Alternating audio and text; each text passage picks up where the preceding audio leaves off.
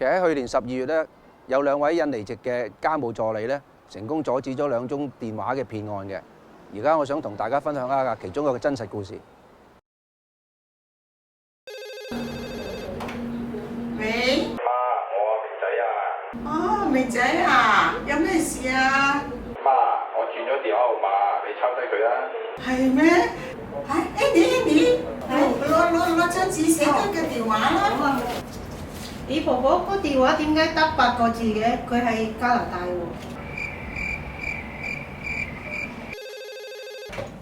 喂？咦，你就係琴日嗰個工人姐姐啊？係。你話俾我聽咧，我喺中國旅行啊，而家喺深圳啊。哦。過幾日我先至翻去探我媽媽啦。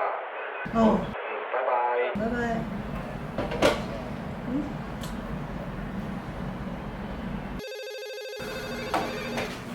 喂？媽，明仔啊！哦，我喺深圳俾人捉咗啊，要300蚊先肯放人啊！媽，你有冇300蚊啊？我邊時有咁多錢啊？我得2萬蚊咋。2萬蚊都好啦，咁你幫我抄低個戶口號碼啦。Andy，哦。喂？係010。我會匯錢俾你噶啦，明仔。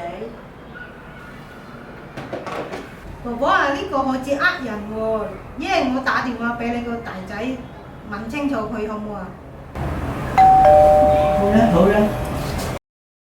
我而家希望各位長者及負責照顧佢哋嘅外傭能夠提高警覺，當遇到上述可疑來電嘅時候，應該保持冷靜，切勿輕信來電者嘅身份，盡快與家人聯絡同埋查證。